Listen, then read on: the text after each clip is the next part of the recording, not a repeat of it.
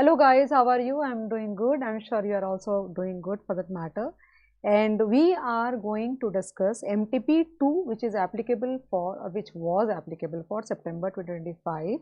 It was issued in the month of August 2025. Natural सी बात है, सितंबर में एग्जाम है तो MTP2 तो अगस्त में ही आया होगा. तो एक्चुअली मैं क्या देख रही हूँ ना कि काफ़ी ज़्यादा क्वेश्चंस ओवरलैपिंग हो रहे हैं हर जगह पे, बट कहीं कहीं पे जैसे डिपेंड करता है कि मैं कितना लेजी फील कर रही हूँ.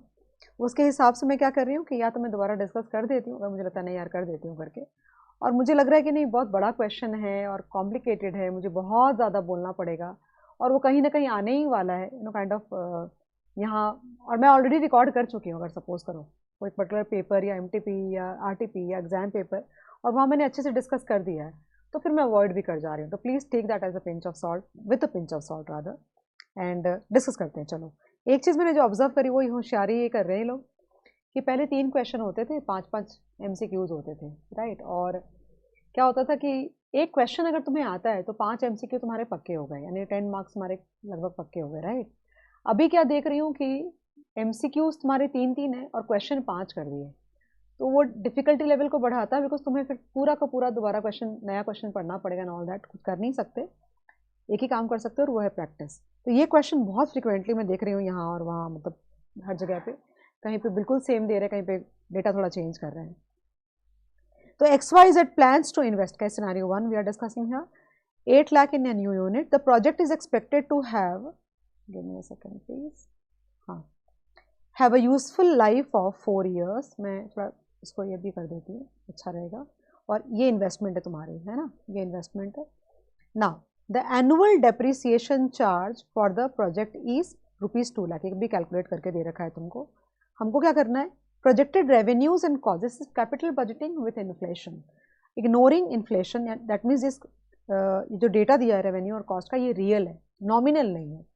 तुमको इन्फ्लेशन का रेट यहाँ पे जो भी दिया हुआ है एप्लीकेबल, वो लगाना पड़ेगा और तुमको बनाना पड़ेगा नॉमिनल. ओके, टैक्स रेट दे रखा है 60%. Okay, and cost of capital 10% की दे रखी है.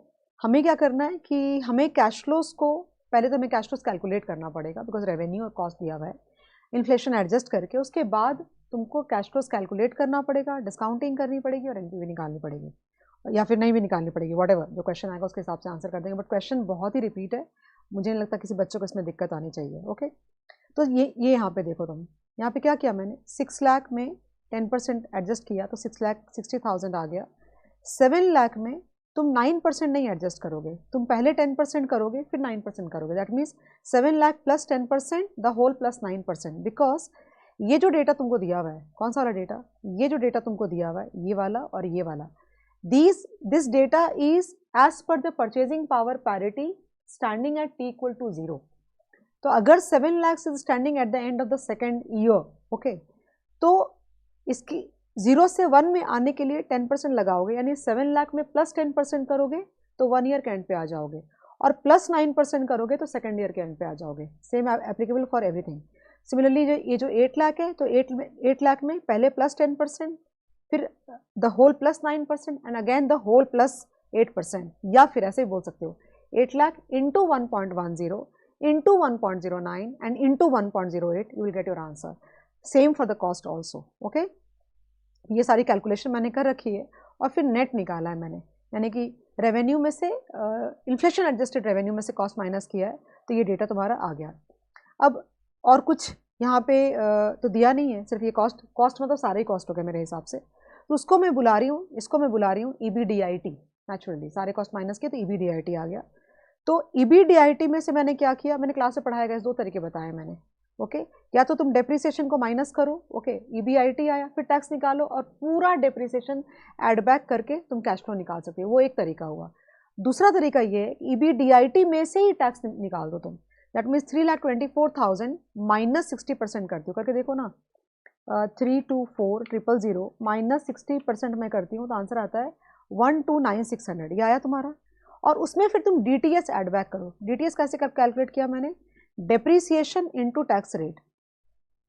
तो मैं क्या कह रही हूँ तुम्हें कि या तो इस डेटा में से डेप्रीसिएशन तो माइनस करो, 3,24,000 माइनस 2 लाख करोगे तो 1,24,000, 1,24,000 आएगा. फिर -60% करो, और फिर वो जो आया उसमें पूरा का पूरा तुम 2 लाख जो डेप्रिसिएशन है वो ऐड बैक करो, तो भी तुमको यही आंसर आएगा, अलग नहीं आएगा किसी भी कीमत में। ओके, तो 2 तरीके करने के, जैसे चाहो वैसे कर सकते हो। ये कैश फ्लोज आ गए, उसकी पीवी निकाली है। अब क्वेश्चन में ये लोग पूछ रहे हैं कि the depreciation tax benefit for the project per year shall be. अब यहाँ पे because depreciation amount is same every year, तो every year it will remain the same and that is like 1,20,000। तो यहाँ पे ए आंसर आइडियली होना चाहिए, cross check करते जाना please.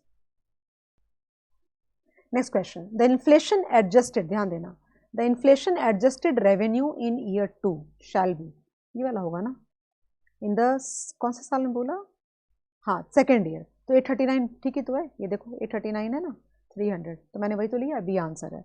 The total cash flow in year 1 after adjusting for inflation and tax benefit on the depreciation shall be, cash flow बोला तो मतलब फाइनल अमाउंट आ गया, मतलब ये वाला कॉलम कौन से साल में, ईयर 1 में 249,600, हाँ ये आया ना, बराबर है, 249,600 आंसर बराबर है। The inflation adjusted cost in year 2, खाली कॉस्ट मांग रहे हैं ना लोग, इन ईयर 2, तो मेरे हिसाब से 492,800 होना चाहिए, करेक्ट है, देखो 492,800 है ना तुम्हारा यहाँ पे। The present value cash inflow in year 3 shall be approximately, PV चाहिए, आंसर देखो क्या है 239,949, मेरा एग्जैक्ट आंसर नहीं आया है, बट ये 239,949 मतलब हल्का सा 2,40,000 में गैप है, मेरा आंसर एक्चुअली ये आ रहा है, तो मैंने कहीं पे शायद राउंड ऑफ करा होगा, that is why, so that's how your answer is like, ये देख लेना शीट को and you can click a picture और समथिंग, अगर जरूरत है तो खुद से बनाओगे तो बहुत ज़्यादा अच्छा रहेगा, और फिर मैच करो आंसर्स को। We are done, we are doing case scenario 2, तो if you see I have written case scenario 3 of MTP2 जो कि अप्रैल 25 में इशू हुआ था और एप्लीकेबल था मई 25 के लिए। तो एक्चुअली क्या हो रहा है ना प्रॉब्लम कि आरटीपी किसी मंथ में आता है, MTP1 किसी मंथ में आता है, MTP2 किसी मंथ में आता है, तो मैं अगर इतनी सारी चीज़ें और इतने सारे मंथ बोलूँ तो बहुत कंफ्यूज हो जाओगे, तो मैंने क्या किया है, जहाँ भी ऊपर जो मैंने हेडिंग भी दी है, तो MTP1 सितंबर 25, MTP2 सितंबर 25, RTP सितंबर 25, एग्जाम पेपर सितंबर 25, तो पूरा एक पैकेज हो गया, वो इशू कभी वो अपने को से मतलब नहीं है।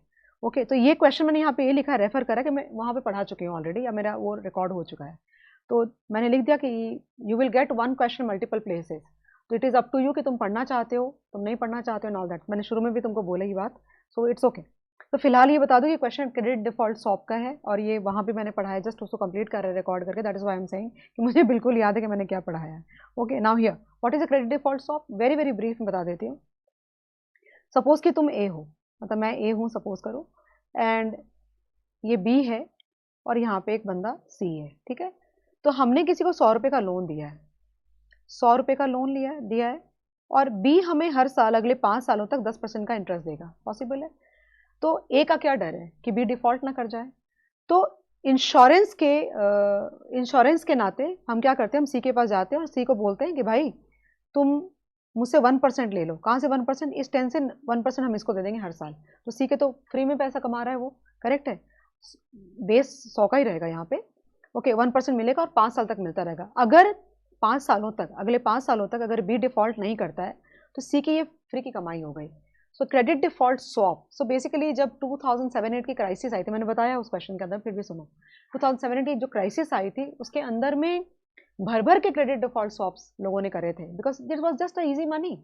Okay, in case B default कर जाता है और जाकर के किसी साल में बोलता है कि 5 साल के एंड पे जाके बोलता है कि हम पैसे वापस नहीं कर पाएंगे, हम तो 100 रुपये में से 50 रुपये वापस कर पाएंगे, तो सी की जिम्मेदारी होगी वो 50 रुपये ए को देने की, that is a credit default swap. तो व्हाट हैपेंड कि तुम्हारे जो पेमेंट्स थे, ईएमआईज तुम्हारे डिफॉल्ट करने लगे, पेमेंट्स डिफॉल्ट करने लगे, तो इन लोगों ने जो सोच करके क्रेडिट डिफॉल्ट स्वैप बांटे थे वो फेल कर गया, और कंपनीज जो थी तुम्हारी उड़ गई, बिकॉज वेयर वुड, कहाँ से पे करोगे तुम उतना सारा पैसा, that's how it work, so that is a credit default swap. Okay, question पूछ रहा है, पढ़ लेते हैं पहले क्वेश्चन को, इतना शॉर्ट भी नहीं करना चाहते। Suppose you are a risk manager at a financial institution and your company has loaned a significant amount of rupees 500 crore to company X for a period of 3 years at 6 month MCLR plus 200 BPS. You are concerned about X Limited's ability to repay the debt due to recent market volatility. To protect your institution from potential default, you decide to purchase a credit default swap from ABC Bank Limited for same notional amount at a premium quoted at 1%. So this is a premium basically, अपने example के अंदर में, तो ये तुम्हारे ब्याज का rate दे रखा है, ठीक है, The primary purpose of credit default swap is to increase the value of the bond? No. To protect against default of the risk debt obligation? Yes. To provide guaranteed profit to the buyer? No. To create a new form of the loan? No. Which of the following statement is true about the CDS contract? CDS contracts cannot be used for speculation. They can be used for speculation. Let me tell you. क्या लिखा है? Which are the statements are true? So this statement is not true because it can be used for speculation. Basically speculate तो कर रहे हैं और क्या कर रहे हैं वो लोग? CDS contracts are governed by government regulations. No, they are not governed by government regulations. CDS contracts are private agreements between two parties. CDS contracts eliminate all risk for the buyer. No, it does not. अगर मान लो कि C भी bankrupt हो गया तो कहाँ से A को प्रोटेक्ट कर पाएगा? नहीं कर पाएगा. Which organization publishes the guidelines and rules for conducting credit default swap? तो swap का जो होगा organization, International Swap and Derivative Association is the party. Assuming no default occurs, the total premium your company will pay during the designated loan period shall be 1% of 500 crore is 5 crore. तो 3 साल का 15 करोड़ हो गया. That is why this is the answer. I'm sure guys you have understood that. Case scenario 3 ले रही हूँ तुम्हारे लिए. During one business meeting at XYZ, one of the members pointed out that while evaluating the performance of any company, one should not only see its operating income, but should also analyze its capital structure as well. Weighted average cost of capital changes on the basis of capital structure, keeping all other factors unchanged. Naturally, debt equity के हिसाब से because debt का rate कम होगा, debt का KD1 minus T होता है, post tax debt होता है, KE का नहीं होता है, तो ज़्यादा पैसा अगर इक्विटी में है तुम्हारा और डेट कम है तो तुम्हारा कॉस्ट ऑफ कैपिटल ज़्यादा होगा अकॉर्डिंगली. ठीक है. तो 3 कंपनी का डेटा दिया हुआ है. बहुत मैनेजेबल क्वेश्चन है बिकॉज बार बार हमने पढ़ा हुआ है. एप्पल ऑरेंज एप्पल ग्रेप करके भी क्वेश्चन था हमारे बुक के अंदर में भी. इंस्टीट्यूट का ही क्वेश्चन है ऐसा देखा जाए तो. टोटल इन्वेस्टेड कैपिटल तीनों कंपनी का दिया हुआ है. डेट एसेट्स रेशियो का मतलब हुआ कि डेट बाई टोटल. यहाँ पे 0.8 डेट है तुम्हारा, यहाँ पे 0.5 डेट है, यहाँ 0.2 रिमेनिंग पोर्शन इज इक्विटी. 0.8 है तो इक्विटी 0.2 है. 0.5 डेट है तो 0.5 इक्विटी है. 0.2 अगर डेट है तो 0.8 इक्विटी है. और शेयर्स आउटस्टैंडिंग तीनों के अलग अलग यहाँ पे दिए हुए हैं तुमको. और pre tax cost of debt बहुत अच्छे से क्वेश्चन फ्रेम करा हुआ है.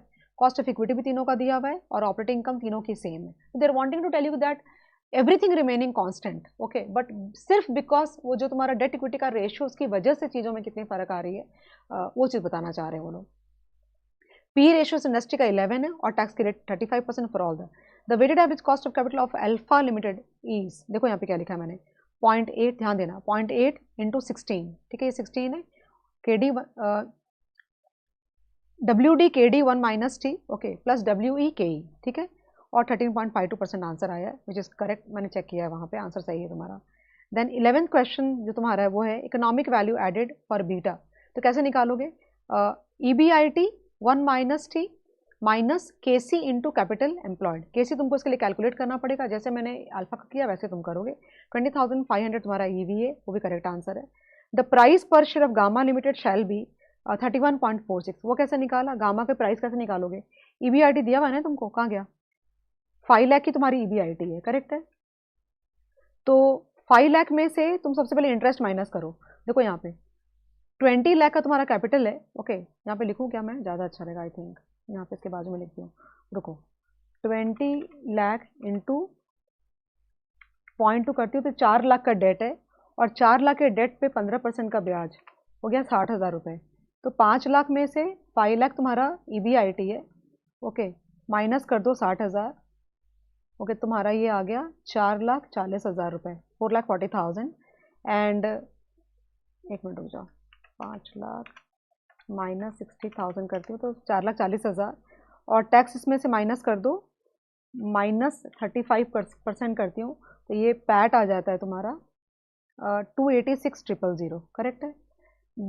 EPS करोगे तो 286 divided by number of shares are 1 lakh, I get 2.86. और पी रेशियो तुम्हारा 11 दिया हुआ है तो ये हो गया 2.6 इंटू 11, आई गेट 31.46 आंसर. तो ये करेक्ट आंसर है guys. Case scenario 4 we are doing and the question says a US parent company has subsidiaries in France, Germany, UK and Italy. ठीक है. The amounts due to and from the affiliates is converted into a common currency dollar and entered in the following matrix. एक question करवाया मैंने class के अंदर में, हमारी book के अंदर में, इंस्टीट्यूट का सम नहीं है. So in that question if you remember कि हमें सब्सिडरीज के पेबल और रिसीवेबल्स का अमाउंट दिया हुआ है. ओके, बट करेंसी डिफरेंट है और होम मतलब होम करेंसी का मतलब ये हुआ कि एचओ जो है तुम्हारा, ओके, जो यूएस है, तो हमें पहले सारे रिसीट्स और पेमेंट्स को डॉलर में कन्वर्ट करना पड़ता है। उसके बाद हमने एक एक सब्सिडियरी के लिए पेबल्स और रिसिवेबल्स का एडजस्टमेंट करके नेट रिसिवेबल या नेट पेमेंट निकाला था। और एचओ करेंसी का टोटल, यानी कि यूएस जो एचओ था उसका रिसिवेबल्स एंड पेमेंट्स व्हाटएवर वो करके टोटल निकाला था। और क्वेश्चन यूँ था कि सारे सब्सिडरीज का जो टोटल था वो एचओ के टोटल के बराबर होना चाहिए। ओके, ये क्वेश्चन सेम बोल सकते हैं, इजी वर्जन है क्योंकि तुम्हें कन्वर्जन नहीं करनी। जो सब्सिडरीज दिया है उनके पेमेंट रिसीट्स दिए हैं, ओके, लेकिन तुमको सारा का सारा डॉलर में दिया है, क्योंकि अगर उतना कन्वर्जन करने को बोलेंगे तो हाफ एन आवर पूरा चला जाएगा इसके अंदर में। So basically this is exactly the same sum. Okay, पढ़ती हूँ मैं सम तुम्हारे लिए। लिखा है इसमें the amounts due, look at this, the US parent, यानी कि होम, इसकी एचओ करेंसी, होम नहीं, एचओ करेंसी, और 4 सब्सिडरी है इनके, France, Germany, UK and Italy. The amounts due to and from the affiliates is converted into a common currency dollar, which is already converted actually, and entered in the following matrix. ठीक है, जो तुम्हें नहीं करना है। तो अगर ध्यान से मैट्रिक्स को देखोगे ना, तो ये पेइंग एफिलिएट दिया हुआ है। पेइंग एफिलिएट कौन कौन है? फ्रांस को पेइंग एफिलिएट है जर्मनी, ओके, यूके, इटली। समझ गया मैं क्या बोल रही हूँ? और मैट्रिक्स में तुम्हारा ये दिया हुआ है receiving affiliate, if you can exactly understand. Okay, तो अगर कॉमन सेंस यूज करोगे तो ये वाला अमाउंट फ्रांस का रिसीवेबल हो गया। कैसे? कि फ्रांस को जर्मनी, यूके और इटली से $400,000 मिलेगा, और ये क्योंकि ये तुम्हारा जो वर्टिकल पार्ट है ये फ्रांस को देना है $480,000। किसको? जर्मनी को, यूके को, इटली को एंड ऑल दैट। ओके, तो तुम्हारा जो कैलकुलेशन बनेगा वो यूँ बनना चाहिए। देखो मैंने यहाँ बनाया है, रिसीवेबल कितना है फ्रांस का 400 और पेबल कितना 480, तो नेट पेमेंट करनी है फ्रांस को $80,000 का। ठीक है, फिर जर्मनी का मैंने सेम बनाया है, जर्मनी की रिसीट है 360। ये बहुत इंपॉर्टेंट होगा that you should be able to identify that, I don't know whether you get this और it's complete common sense. Okay, और दिख भी रहा है इसके अंदर में कि 400 तुम्हारा फ्रांस का रिसीट है, ओके, और फ्रांस का पेबल, ये नेट नहीं, पेबल तुम्हारा 480 है। तो अगर उन्होंने क्वेश्चन पूछा, अगर तुमने उल्टा कर दिया तो पता है क्या होगा कि फ्रांस का वो नेट पूछेंगे, तो फ्रांस का नेट पेबल एक्चुअली $80,000। ओके, अगर तुमने उल्टा कर दिया ना तो वो नेट रिसीट, और वो मल्टीपल चॉइस में देने ही वाले हैं दोनों ऑप्शन, तो तुमसे गलती हो जाएगी। मैं ये कहना चाह रही हूँ। इसी तरह से पूरा निकाला, अगर यहाँ पे अमाउंट देखोगे तो 1560 का है पूरा।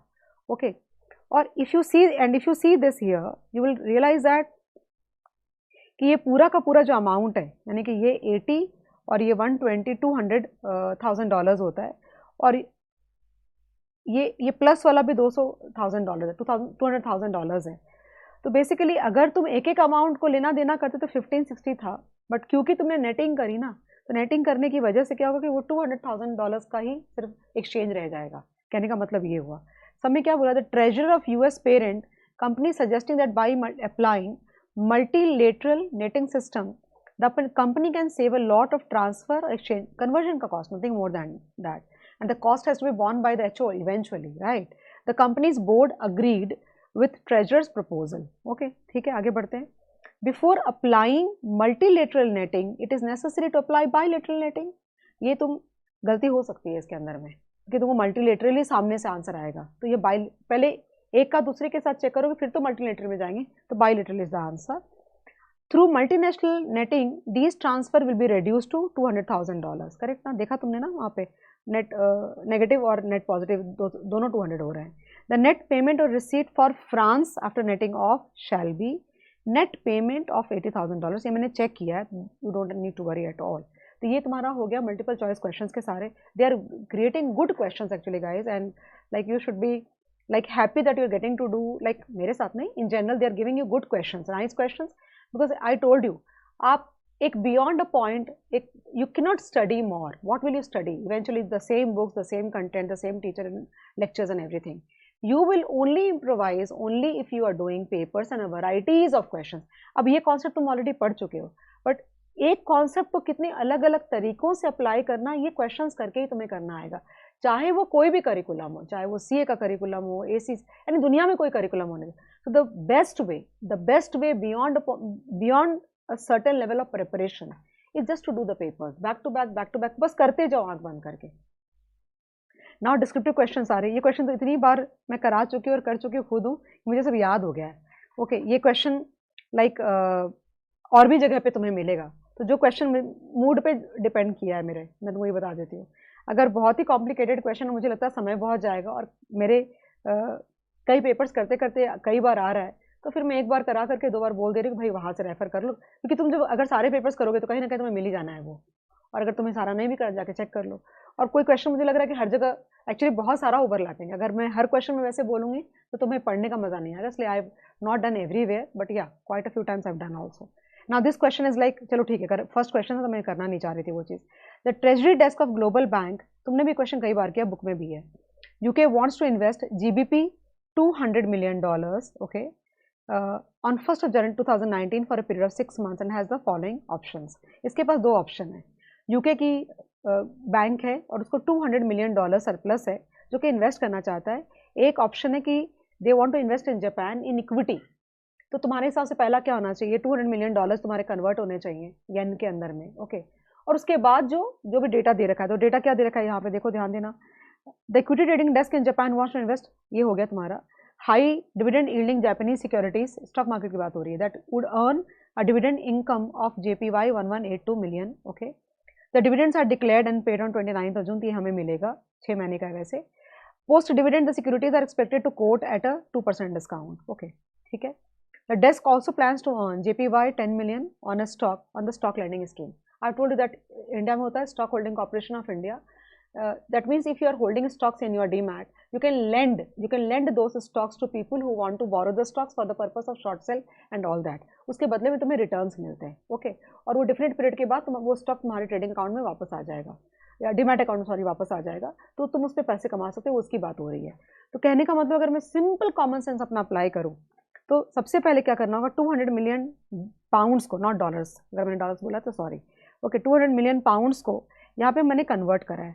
तो रेट तुमको दे रखी है येन पर पाउंड की, तो येन पर पाउंड की अगर रेट है और तुमको 200 million पाउंड्स को कन्वर्ट करना, तो ऑब्वियस सी बात है 148 से तुम मल्टीप्लाई करोगे, तो जब मल्टीप्लाई करोगे तुमको ये आंसर आ जाएगा। चलो फटाफट मैं करा देती हूँ, तुमको ये आएगा, करेक्ट है। अब ये तुम्हारी ओपनिंग वैल्यू हो गई। डिविडेंड उसमें कुछ नहीं ऐड करना है, तो वो उसको रहने दो वहाँ पे, ठीक है। अब ये तुम्हारा डिविडेंड मिलेगा, ये स्टॉक लेंडिंग से कमाओगे, और 29600 तुम्हारी ओपनिंग वैल्यू थी, यानी वो क्लोजिंग वैल्यू होगी, -2% किया मैंने बिकॉज क्वेश्चन में बोला था।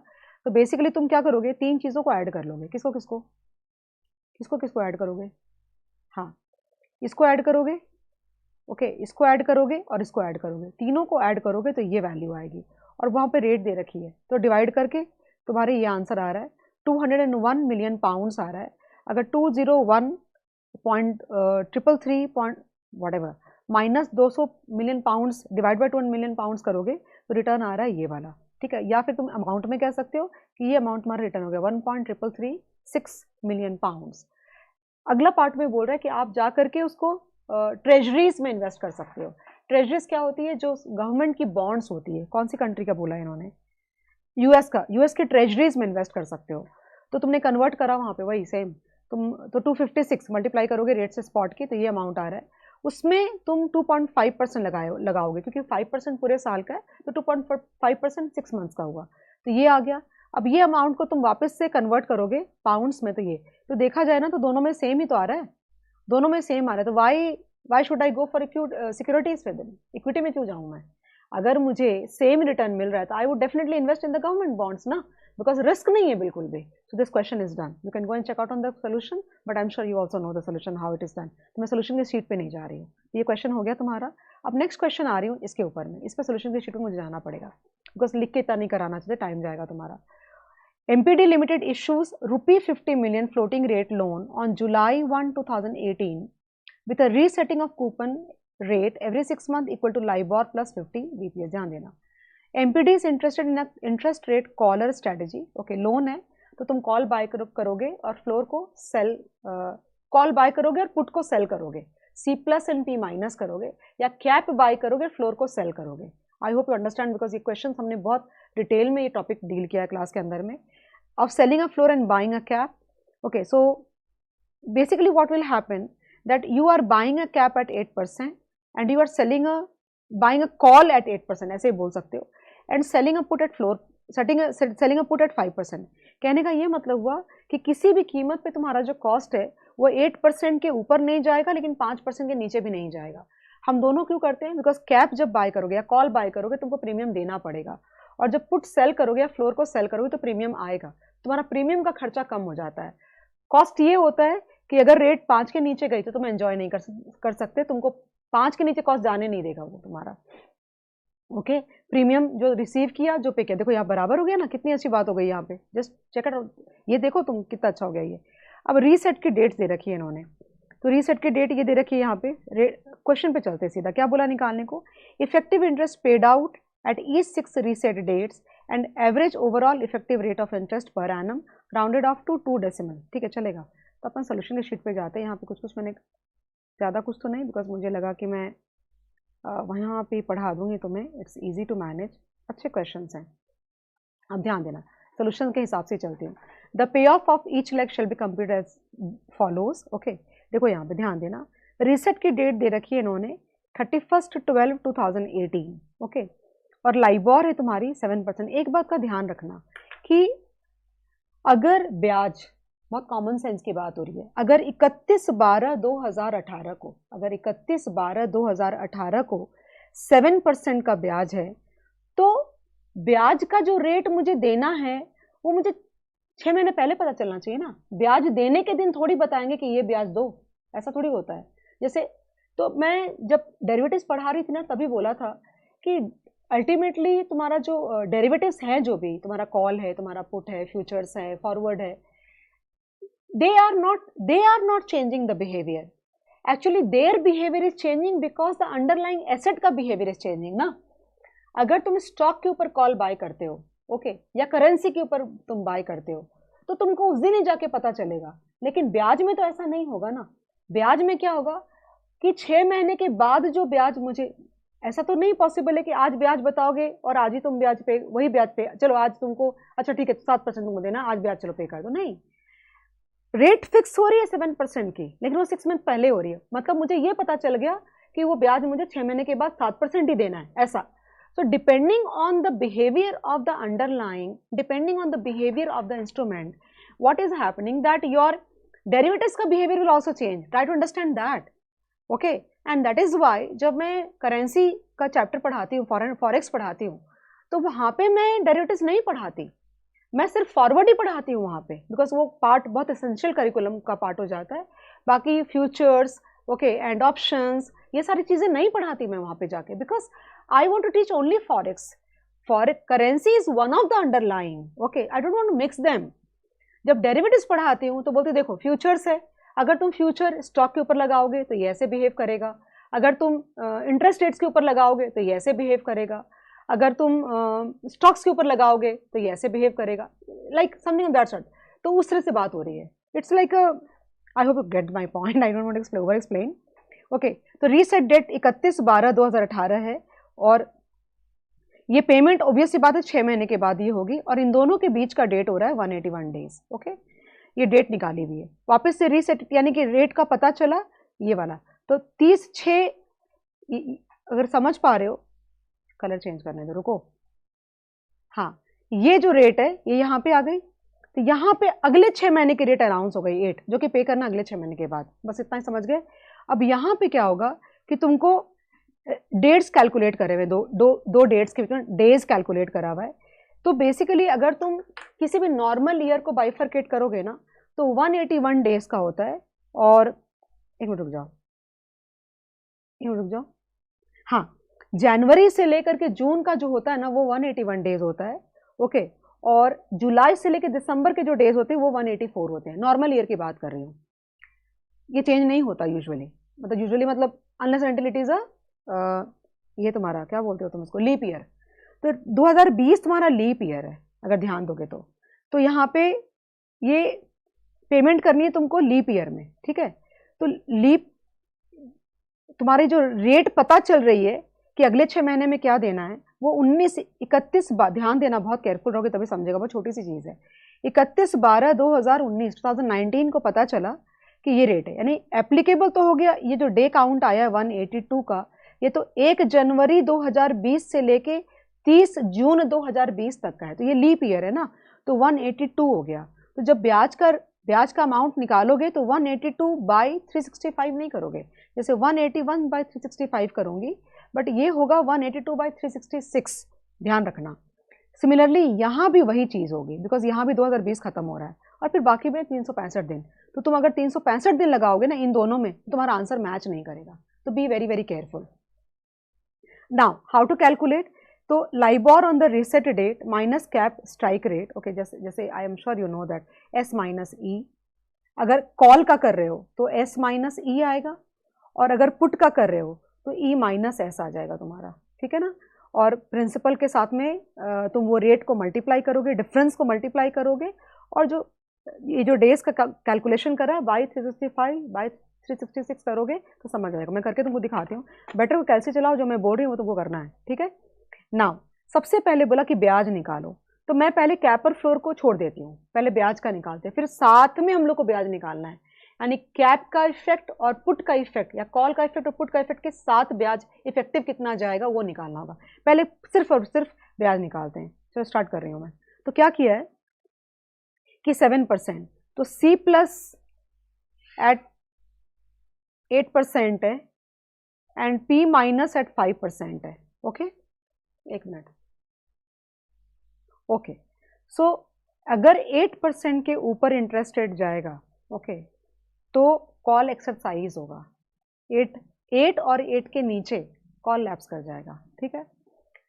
पुट तुमने सेल किया तो put is exercised below the exercise, तो 5 के नीचे अगर जाती है रेट तो तुम्हारा पुट एक्सरसाइज होगा, वरना पुट भी तुम्हारा लैप्स कर जाएगा। अगर मैं ये सारी रेट्स को देखूं, if you see all the rates here, ये वाला ये वाला ये वाला ये वाला ये वाला ये वाला, तो कॉल तो कहीं भी एक्सरसाइज हुआ ही नहीं, बिकॉज 8 के ऊपर रेट गई नहीं तुम्हारी, 8 और 8 के नीचे कॉल लैप्स कर जाएगा, तो कहीं भी रेट तुम्हारी 8 के ऊपर गई नहीं, तो कॉल सब जगह पे लैप्स कर गया, and that is why everywhere your pay off is equal to 0।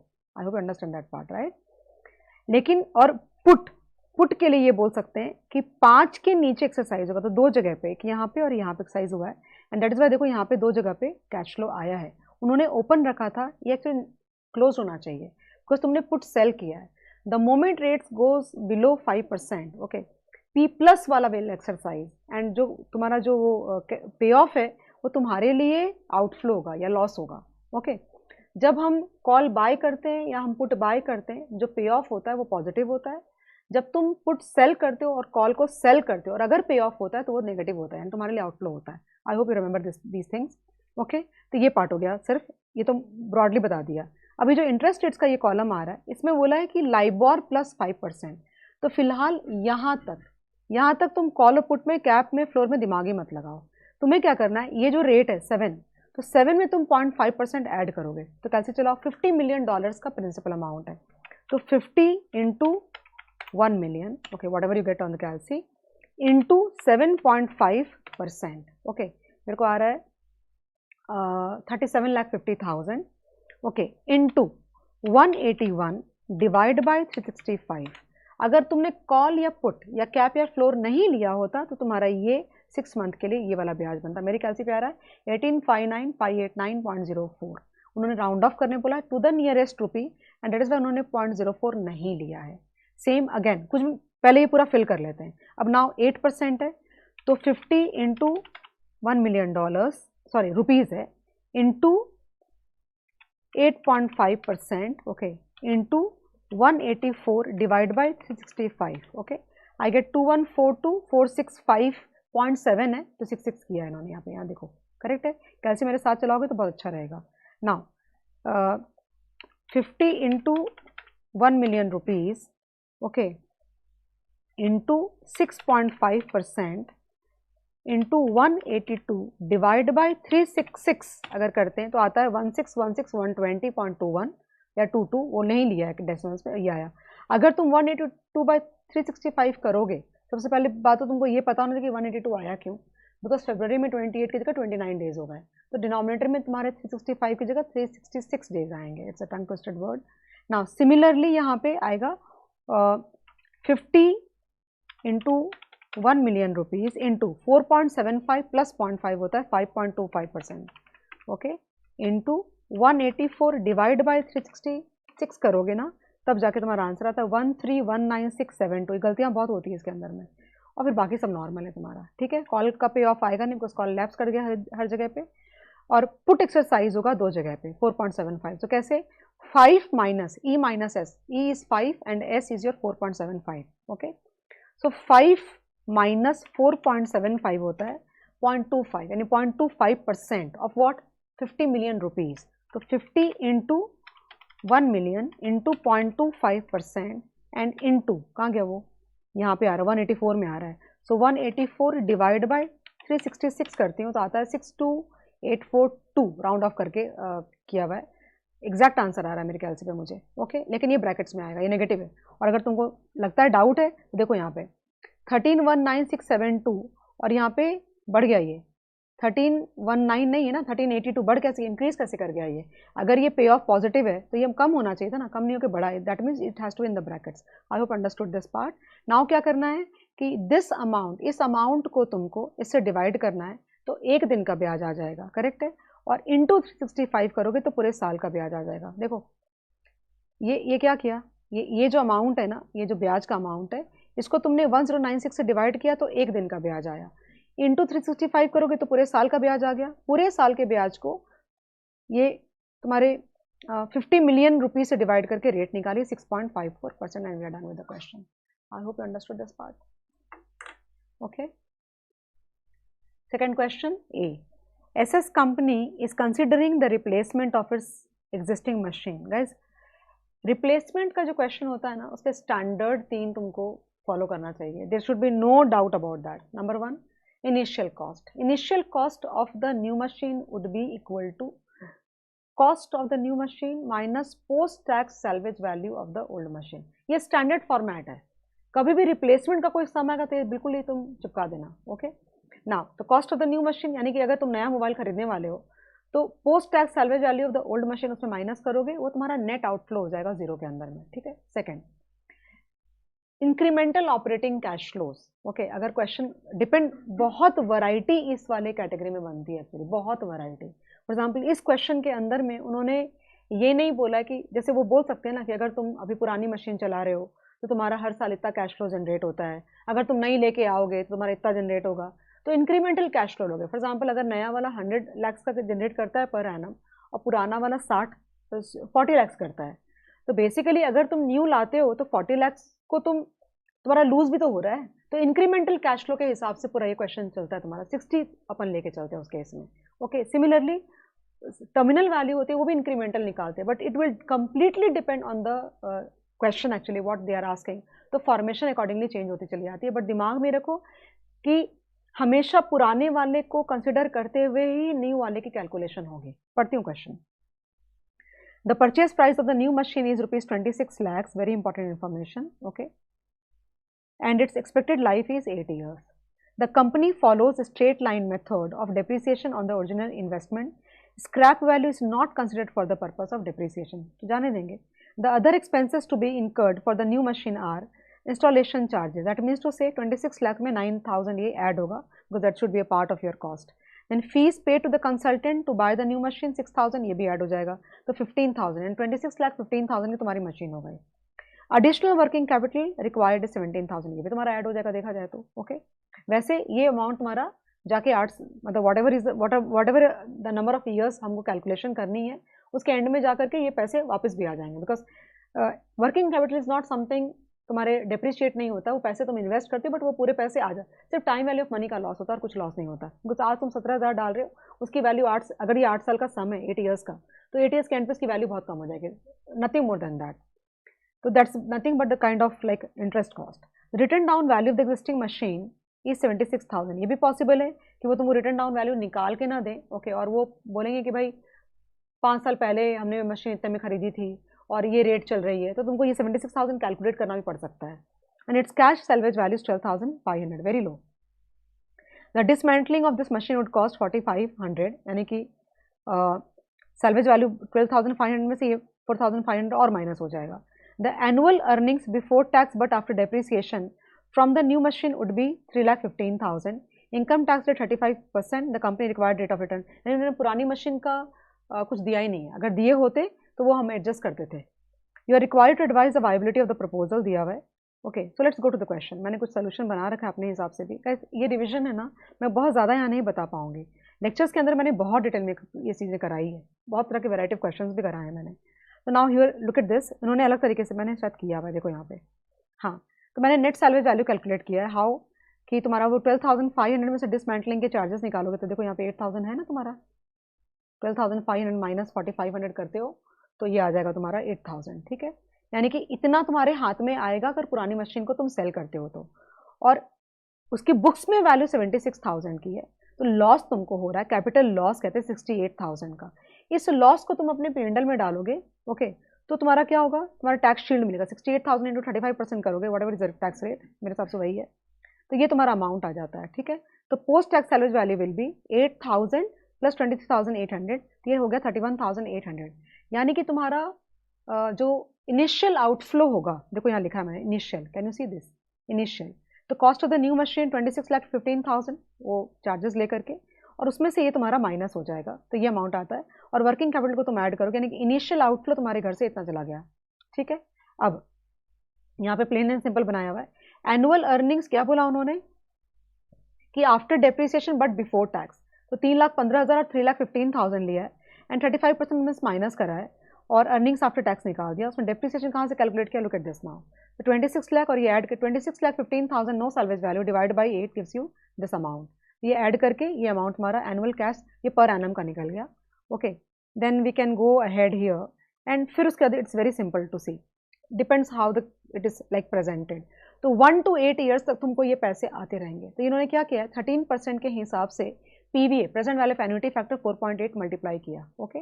Now वो जो सैलवेज वैल्यू तुम्हारे आने वाली थी ना 31,800, ठीक है, वो ये फॉर्मेट नहीं फॉलो करके तुम ऐसे भी कर सकते हो। कैसे कि समझो कि ये ले लो, ये ले लो, ओके, एंड 2551 उसमें ये ऐड कर दो, ओके, और जो मैंने यहाँ पे कैलकुलेट किया था 26 लाख ये माइनस कर दो, आंसर आ जाएगा तुम्हारा आराम से। ये बहुत अलग अलग करा हुआ है, कोशिश करके देखें क्या, 2551 ओके 800, ओके, बिकॉज ये रिलीज हो रहा है ना, ये हमने एडजस्ट कर लिया ना, ये हमने ऑलरेडी देखो यहाँ माइनस एडजस्ट कर लिया है, ओके। तो इसको मत लो, बट ये 8 ईयर्स के एंड पे तुम्हारा जो ये 17,000 इसकी प्रेजेंट वैल्यू 6392 है, तो प्लस 6392 होगा। आई थिंक इनफ्लो सारे आ गए एंड एक साथ माइनस हम लोग कर देते हैं इसमें 2600 2600 200, तो मेरे को 42,008 ये सेम आंसर आ गया। मैं इतना क्यों करूँगी, तो 2551 ये ले लो, ये ले लो और सीधा फिर तुम ये वाला माइनस कर दो, आंसर आ जाएगा तुम्हारा। आई होप अंडरस्टूड दैट पार्ट, इतना मुश्किल नहीं है। बट इसकी जो फॉर्मेशन होती है इस क्वेश्चन का, एंड ज़्यादा करके in the examination they ask replacement का sum. For example there is some activity और some manufacturing that we are doing, like एक सम है तुम्हारा, I don't remember exactly, कि we are doing manually, we hire people for that, now the whole process would be replaced by kind of machine, तो something being replaced by something। एक export का question है, ये भी हमने कहीं पे किया था, किसी के MTP वगैरह में करा था, दैट कि now till now you were exporting, अभी हम मैन्युफैक्चरिंग यूनिट। तो एनी कोई भी क्वेश्चन में कोई एग्जिस्टिंग जो प्रोसेस या एग्जिस्टिंग सिस्टम या जो भी तरीका है उसको न्यू से रिप्लेस करेंगे तो सारे क्वेश्चन इसी तरह से बनेंगे। अगर तुम अपना कॉमन सेंस लगाओगे तो बिल्कुल ईजिली सॉल्व कर सकते हो। Next question, STR limited current financial year income statement reported its net income after tax as 50 crore. net income is PAT हो गया, ये PAT हो गया तुम्हारा, ठीक है। Following is the capital structure of STR limited at the end of the current financial year. Debt की amount दे रखी है और ये 330 करोड़ हो गया। EVA निकालने का सम बता देते तुमको पहले ही। एसेट बीटा दिया है यहाँ पे and they have given RF and RM also, okay. मैंने एसेट बीटा यूज़ कर लिया होता के कैलकुलेट करने के लिए अगर क्वेश्चन में डेट नहीं होता तो, बट क्वेश्चन में डेट है, that means something we have to calculate. The applicable corporate income tax rate is 30%। Estimate EVA निकालना है हमें, okay, up to 2 decimal places तक ही हमें जाना है, not a problem at all. तो व्हाट वी शुड डू, सबसे पहले हमें ये जो फॉर्मूला होता है ना अपना, that BE equal to BA, okay, then 1 plus D by E and 1 minus D, तो when you use this formula, B A को सब्सटीट्यूट, बी ए को यूज करके 1.11, डी की वैल्यू 80 करोड़ और ई की वैल्यू है 250 करोड़, ओके, और टैक्स की रेट तुमको दे रखे 30%, ये यूज करके तुम सबसे पहले बी कैलकुलेट करोगे। एक बार बी आ गया तुम्हारा, फिर तुम क्या करोगे, it is more important for me to tell you all this rather than looking at the solution. I hope you understand part, right. तुम्हारे पास आर एफ और रिस्क प्रीमियम है, तो 9 इंटू बीई, ओके, प्लस 8.5 करेंगे तो के ई आ जाएगा। के डी तुम्हारे पास में ऑलरेडी है और 1 माइनस टी के लिए है, तो and you have weight of debt and weight of equity also, तो तुम सबसे पहले के सी कैलकुलेट करोगे और इन्वेस्टेड कैपिटल 330। तो ईवीए का जो क्वेश्चन होता है उसकी इक्वेशन होती है EBIT 1 minus T, okay, the whole minus, no PAT minus EBIT 1 minus T the whole minus K C into capital employed. तो के सी आ गया और कैपिटल एम्प्लॉयड 330 करोड़ है, बच गया ईबीआईटी 1 माइनस टी के लिए टी है अपने पास में। तो we have been given PAT, तो पैट को अगर मैं पैट इज वॉट, अगर टैक्स रेट 30% है तो पैट इज 70%, तो पैट को जब मैं 1 माइनस 30% से डिवाइड करूंगी या 0.7 से डिवाइड करूँ तो ईबीटी आ जाएगा। ईबीटी में तुम क्या करोगे कि 11% ऑन 80 करोड़ लगा के ब्याज एड बैक कर दोगे, तो तुम्हारा वो ईबीआईटी आ गया, and then you can solve the sum. Let's look at the solution. I think we can solve in maybe like 30 seconds only. Same formula they have applied. Okay, you can see here, and they calculated 1.36. ऐसे कर सकते हैं क्या लोग? एक minute रुक जाओ, मुझे कैलकुलेट करके देखना चाहिए। एक मिनट रुक जाओ। हाँ, सो अपना फॉर्मूला था बी ई इक्वल, चेक हमेशा कर लेना चाहिए, 1 माइनस हो जाएगा D by E 1 minus T. Look at this thing, B E will be 1.11 1 plus 80 by 250, okay, and 1 minus 30%, check तो कर लूँ ना। then 80 divide by 250 into 0.7, okay, plus 1 into 1.11, I get 1.36 exactly आ रहा है, 1.358, तो 2 डेसिमल प्लेस में बोला इसलिए 1 point, so B E is equal to 1.3586 आ रहा है, राउंडेड ऑफ टू 1.36। ये आंसर मैच कर गया तुम्हारा, ठीक है। Now they will multiply this with this and you take your K E और 1 माइनस टी करके ये निकालो, के सी निकालो, I told you, and then उसके बाद ये निकल गया। उसके बाद what will you do, divide by, देखो डिवाइड किया है ना, तो this is like 50 crore divide by 0.7 करते हो तो तुम्हारा ईबीटी आ गया, ओके, फिर इंटरेस्ट ऐड करोगे, उसमें डेट में 11% लगा के वो ऐड बैक करोगे, and then you can get, this is answer. I don't think there's much difficulty in the question at all. Let's move on to the next question actually. The next question is question number 3, guys. Question number 3A we are doing, it is a mutual fund question, and you would not believe how much experiment they have done with this question actually. So over a period of like 18 years I have been teaching, I have seen this question in the most humble format, like बहुत ही simple format में देखा है, जहाँ पे बहुत simple calculation करने को बोलते थे और वहाँ से इतना ज़्यादा कॉम्प्लिकेट करा है इस क्वेश्चन को off and on as required, and it's like it's a nice thing to see, like इतना हम डिफ़िकल्टी लेवल को कॉम्प्लेक्स बना सकते हैं एक सिंपल से क्वेश्चन के अंदर में। The most beautiful thing is that they can't be asking the same question in the same format for 20 years. So this question again I am saying एक अलग तरीके से वापस इसमें क्वेश्चंस पूछे उन्होंने। Let's start without wasting time, and ये है invested in 3 mutual funds MFX, MFY and MFZ। Okay, मेरे कहने का मतलब ये था कि तुम क्वेश्चन को देखते ये मत सोचना कि मुझे पता है मुझे क्या कैलकुलेट करना है, you don't know, we don't no.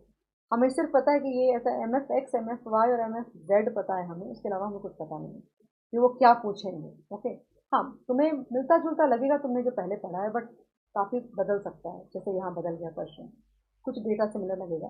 Anyways, तो 2 lakh is a investment, okay, in MFX। मैं एक का बताती हूँ, बाकी सब तुमको अपने आप ही समझ में आ जाएगा। फिर ओपनिंग एनएवी तुमको दिया हुआ है, अगर मैं 2 लाख को 10.3 से डिवाइड कर दूँ तो मुझे नंबर ऑफ यूनिट्स आ जाएंगे, करते ही चलते हैं, कैसे चलाओ तुम अपना 10.3, आई गेट 19417.48 यूनिट्स आता है।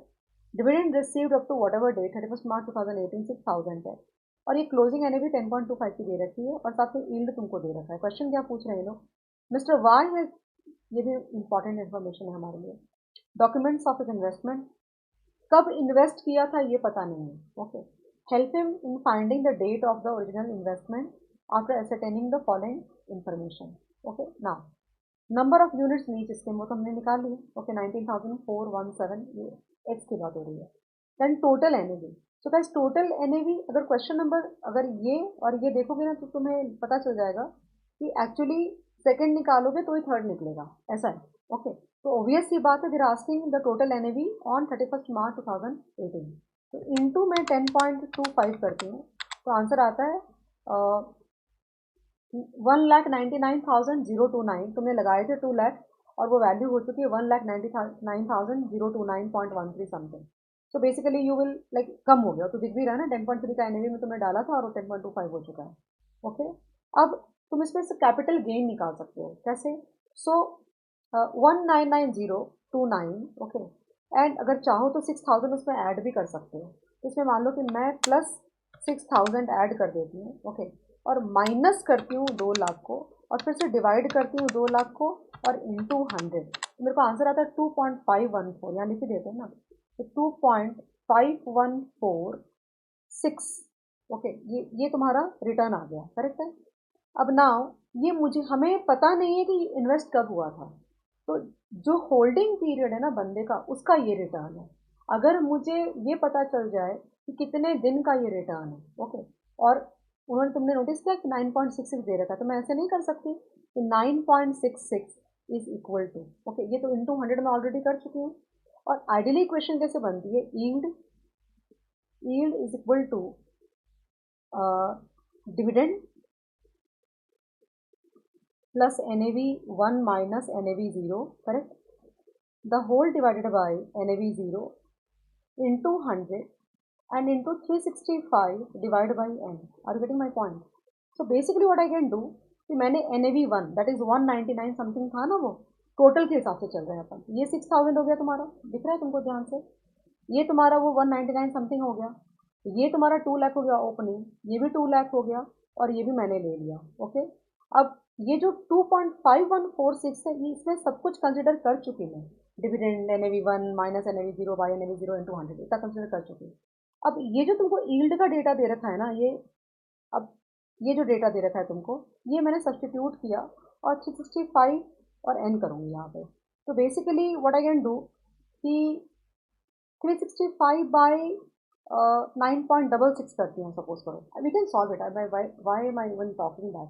365, ओके, डिवाइड बाई n कर देती हूँ। ओके, तो मुझे पता चलेगा कितने दिनों का ये इन्वेस्टमेंट है, उतने डेज पीछे। क्वेश्चन क्या है, number of days investment held, ये हमको निकालना है, यानी कि किस दिन तुमने पैसे डाले थे वो निकालना है। तो अगर मैं इस इक्वेशन को सॉल्व करती हूँ गाइस, सपोज करो, तो मुझे n पता चल जाएगा, और अगर n पता चल जाएगा तो ये वाली जो डेट है 31/3/2018, वहाँ से तो डेज में पीछे चले जाऊँगा, क्वेश्चन सॉल्व हो गया तुम्हारा। ओके, तो 2.51 ये है ऑलरेडी, इंटू 365 करती हूँ और डिवाइड बाई 9.66 जब मैं करती हूँ तो आता है 95 डेज। मुझे 95 डेज पीछे जाना है। तुम कहाँ पे खड़े हो? तुम 31/3/2018 यानी 31 मार्च 2018 खड़े हो।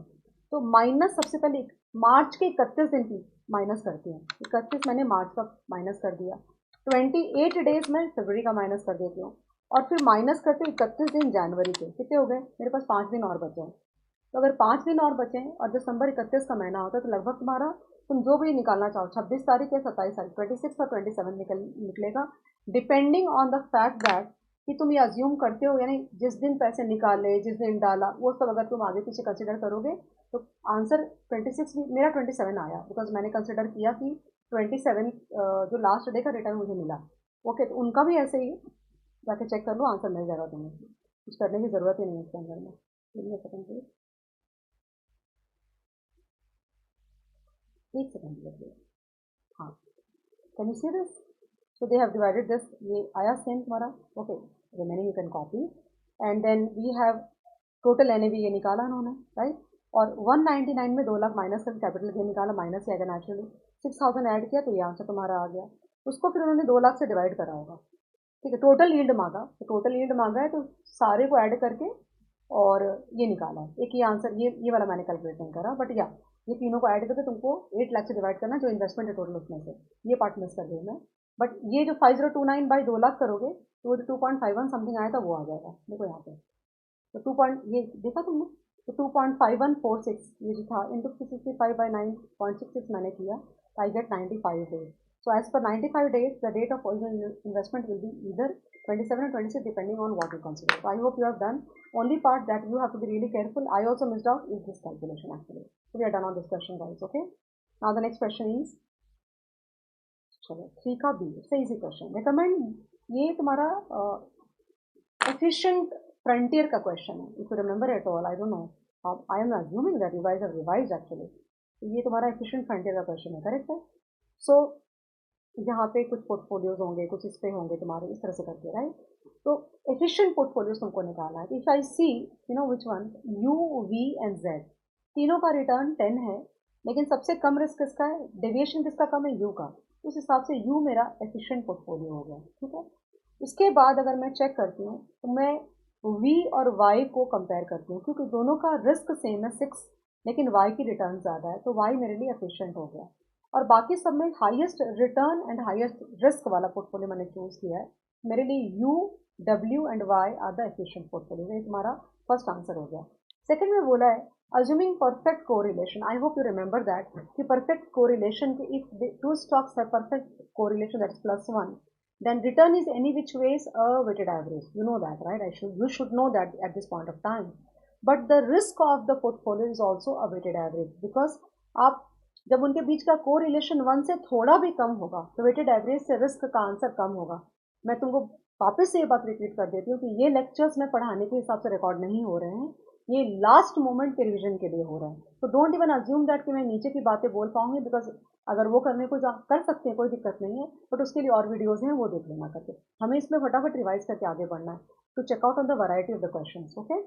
सो if two stocks are perfectly correlated, and in that scenario the return is any which was a weighted average, okay, that means rp bar is equal to wa ra bar plus wb rb bar. ये तो हमेशा ही होता है. But अगर दो stock के बीच में perfect correlation है +1 का, then sigma P will be wa sigma a plus wb sigma b, ठीक है. वो भी तुम्हारा वेटेड एवरेज हो जाता है, मैंने डिराइव करके क्लास में सिखाया हुआ है. तो अभी assuming perfect correlation, evaluate whether it is preferable to invest 80% in security U and 20% security W, or to invest 100% in Y. तो हमको कैलकुलेट करके देखना पड़ेगा, कोई नहीं.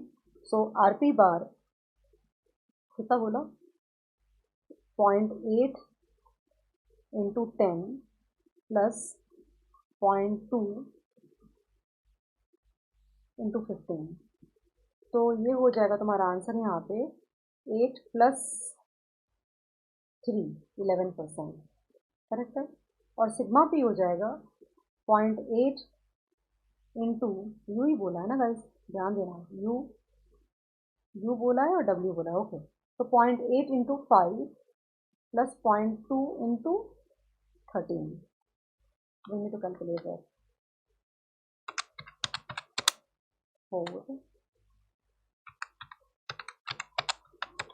आई गेट 6.6%. और अगर पूरा पैसा मैं वाई में डाल देती हूँ तो वाई का रिटर्न भी 11% है. दैट मीन्स इसका, आई चेंज पहले, आई hope you got the point now, इसका भी 11% है पोर्टफोलियो का, और इसका भी 11% है, राइट. बट रिस्क वाई का कम है 6, और इसका रिस्क ज़्यादा है. So we would recommend to invest 100% in stock Y only, because it is giving all the same return with a lower risk of 0.6% basically. So we are done on this question also.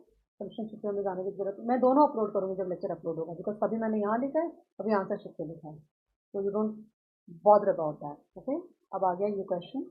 It's a nice question चित्र. I thought कि instead of going to their sheet and solution of method, why not solve, हम ही कर लेते हैं, कहने का मतलब है. तो I hope you are able to, पहले पढ़ती हूँ क्वेश्चन, फिर इसको जूम करके सोल्यूशन दिखाऊंगी तुमको. Columbus surgical incorporation based in US, यानी होम करेंसी डॉलर होगी, has recently imported surgical raw material from the UK and has been invoiced pound 4,80,000. ये इसका पेबल हो गया, पेबल इन 3 months. ये मोस्ट इंपॉर्टेंट इन्फॉर्मेशन है, ठीक है. It has also exported surgical goods to India and France, यानी receivable भी होगा.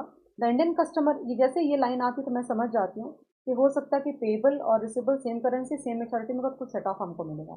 The Indian customer has been invoiced pound 1,38,000, यानी कि तुम्हारे 4,80,000 का पेमेंट करना है 3 महीने में, और 1,38 पाउंड आ भी रहा है.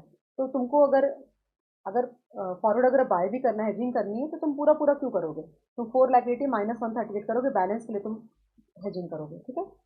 And the French customer has been invoiced €5,90 and 4 month. ये बिल्कुल ही अलग हिसाब बनेगा. तो बेसिकली मैंने यहाँ पे देखो समराइज करा हुआ है तुम्हारे लिए, but can you see summarise किया है यहाँ पे ये चीज़। कलर चेंज करने का ये देखो, तो और कलर ले सकते हैं, ले लेते हैं चलो। तो payable 4,80,000, maturity 3 months, receivable 1,38,000 and receivable 5,90,000 euro in 4 months। तो नेट पेबल इन 3 months हो गया 342 और रिसिबल एक 4 month का हो गया। दोनों में तुमको फॉरवर्ड कवर और मनी मार्केट कवर करना है। तो सबसे पहले पेबल का देखो, तो पेबल का फॉरवर्ड, अब यहाँ पे देखो सब प्रॉब्लम क्या है कि जब पाउंड पर डॉलर का रेट दे रखा है, डॉलर पर पाउंड का रेट नहीं दे रखा है, और हमारी होम करेंसी क्या है, हमारी होम करेंसी डॉलर की है, राइट है, तो ये इनडायरेक्ट कोटेशन दे रखा है। और अगर पेबल है, अगर पेबल है, कितने का पेबल है, 3,40,000, कहाँ गया वो, हाँ 3,42,000 पाउंड्स का पेबल है, यानी कि मुझे पाउंड बाय करना पड़ेगा। तो ये रेट में मैं पाउंड बाय नहीं कर सकती, डॉलर सेल कर सकती हूँ, ओके।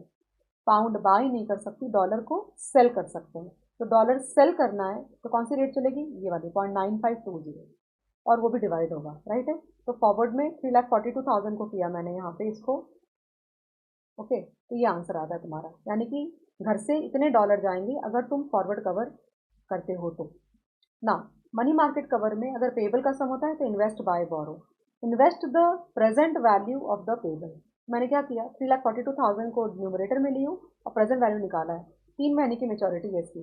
तो तुम पाउंड का इन्वेस्टमेंट का रेट लोगे, देखो यहाँ पे छोटा वाला रेट, ओके। तो ये वैल्यू आती है। उसके बाद क्या किया, बाय, मार्केट में इस वैल्यू को स्पॉट पे बाय करना पड़ेगा, ये रेट चलेगी तुम्हारे, तो ये आ गया। और फिर उसको बोरो करोगे तो 3 महीने के बाद इतने पैसे जाएंगे। अगर इन दोनों को तुम देखते हो, okay, if you see both the answer which ones, if you see this answer and this answer, then I think that money market hedge is better because it's a payable question. The outflow in terms of the home currency is lower. यहाँ पे 350 और 359 है। I hope तुमको समझ में आ गया ना। अगर हम 4 महीने वाले रिसिवेबल का फॉरवर्ड कवर करते हैं तो यहाँ पे अगर तुम रेट देखोगे ना तो डॉलर पर यानी डायरेक्ट कोटेशन दे रखी है, तो तुमको कुछ भी नहीं करना। 4 महीने की फॉरवर्ड तुमको यूरो सेल करना है, बिकॉज ये रिसिवेबल है, तो यूरो सेल करना है अगर तुमको, तो रेट चलेगी 1.9510 की। तुमको क्या करना होगा, 5,90,000, कहाँ गया वो, हाँ 5,90,000 इंटू 1.9510 करते हैं तो आंसर आता है 115, ध्यान रखना 1151, 1151, 1151,090 आता है, okay, in terms of dollar. ये एक आंसर हो गया। और सेकंड आंसर निकलेगा वही, मनी मार्केट हेज का तुमको सोल्यूशन निकाला है यहाँ पे, 5,90,000 यूरोस डिवाइड बाई यूरो। अगर ये इन्वेस्ट बाय बोरो है तो बोरो सेल इन्वेस्ट होगा, तो बोरो की रेट यूरो की 16% होगी, 16%। तो गलती अगर तुमसे होगी ना तो 4/12 की जगह तुम 3/12 करोगे, और कोई गलती हो नहीं सकती है, मुझसे भी हुई, इसलिए बता रही हूँ तुमको। तो ये आंसर आता है। फिर तुम उसके बाद रेट बोरो सेल करोगे स्पॉट मार्केट में और इन्वेस्ट करोगे, ये आंसर। तो what I understand is that कि इसमें फॉरवर्ड कवर में बेटर आंसर आ रहा है, because higher the better plus receivable का सम है। बाकी ये शीट शेयर करूंगी, कोई डाउट होगा तो पूछ लेना बाद में। Now, quickly, this question again. A hypothetical company, ABC Limited issued 10% debentures, okay, of the duration 10 years, 10% debenture यानी 10% का कूपन रेट है और फेज वैल्यू 1,000 की चल रही है, ठीक है। अभी मार्केट में प्राइस चल रही है 850 रुपीज़ पर डिवेंचर का। The bond is convertible into 50 shares, okay, 10 साल का बॉन्ड है और 50 शेयर्स में कन्वर्ट होगा। ये ऑप्शनली कन्वर्टेबल होते हैं, कंपल्सरी तो होता नहीं। 50 इंटू 17 करते हैं तो वैल्यू आती है 850, यानी कि बॉन्ड की जो करंट प्राइस है वो 850 और इंट्रिंसिक वैल्यू भी, यानी कन्वर्जन वैल्यू भी 50 और इंट्रिंसिक वैल्यू भी, मार्केट वैल्यू भी 850 है, सॉरी 50 नहीं 850। अब क्या बोल रहे हैं, if the yield on equivalent comparable bond is 11.80, then determine the spread of the yield of the above bond from the comparable bond. तो तुमको क्या करना पड़ेगा, 850 को आंसर में रखना पड़ेगा और तुमको IRR कैलकुलेट करना पड़ेगा इस बॉन्ड का। तो देखते हैं यहाँ पे, इतना टाइम नहीं लगाएंगे, सिंपल कैलकुलेशन हो गया, नेचुरल सी बात है। हम बहुत आगे निकल चुके हैं एक्चुअली। शीट में जाती हूँ, ये फॉरवर्ड सब सारे आंसर मैच करें, टेंशन नहीं करो थोड़ा भी। एक ये क्वेश्चन करते हैं तो फिर उसके बाद, हाँ ध्यान देना, देखो यहाँ पे conversion price 850, okay, intrinsic value 850, accordingly yield को देखो यहाँ पे, तो यहाँ पे 100 सिर्फ बस 10% कूपन रेट है और फेज वैल्यू ये है। तो ये तुम डिस्काउंटिंग करके करोगे तो तुम्हारी रेट आती है। अब ये नहीं सिखा रही मैं IRR कैलकुलेट करना, है ना। तो 12.76 आ रहा है, बोला कंपेरेबल बॉन्ड पे 11.80 है, डिफरेंस निकाल दो, आंसर निकल गया तुम्हारा।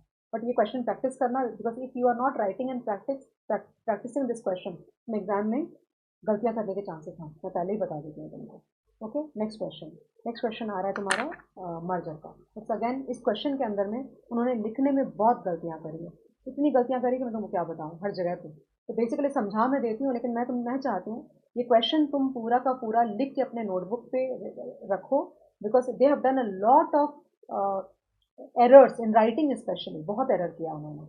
ओके, बिकॉज मैं एक बार तो मैं देखी तो मैं कंफ्यूज हो गई, करे मेरा मैं गलत कर रही थी, फिर देखा कि हर जगह पे हर स्टेप पे उन्होंने गलतियां किया है।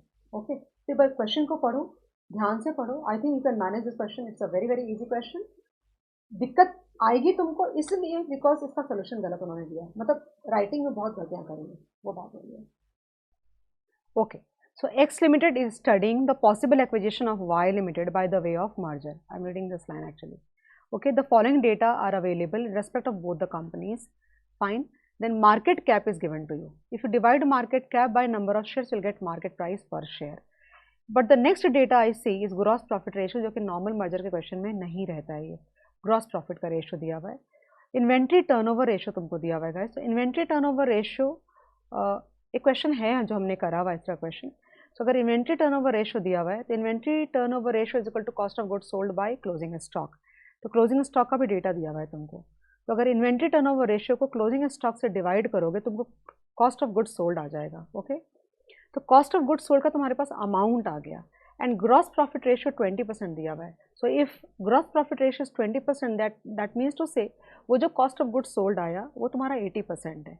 तो कॉस्ट ऑफ गुड्स सोल्ड के अमाउंट को 80% से डिवाइड करोगे तो सेल्स का डेटा आ जाएगा। करेक्ट है, दोनों कंपनीज के लिए सेल्स का डेटा आ गया।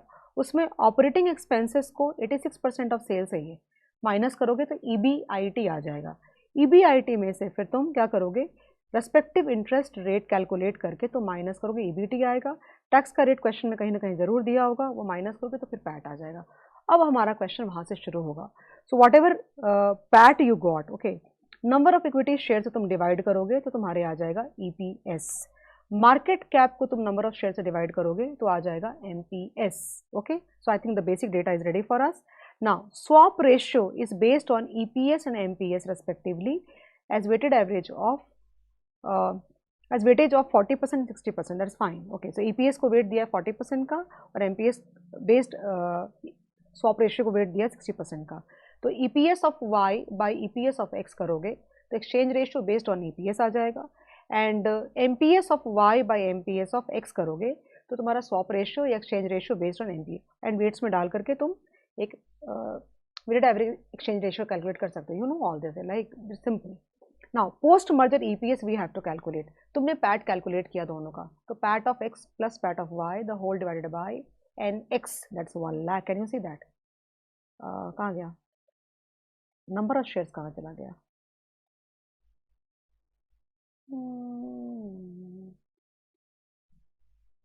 Where is number of shares, ये रहा, ये रहा 1 लाख। तो 1 lakh plus 60,000 multiplied with exchange ratio that you calculated, ये खत्म हो गया तुम्हारा। तो ये पोस्ट मर्जर EPS की कैलकुलेशन भी तुम्हारी हो गई। Post merger market price assuming P, तो P अपने को कैलकुलेट करना पड़ेगा, I feel. Okay, you will have to calculate. तो P रेशियो ऑफ X ही हमें चाहिए ना, तो P रेशियो ऑफ X अगर कैलकुलेट करना तो how would you do, MPS by EPS कर सकते हो तुम, तो तुम्हारा वो आ जाएगा।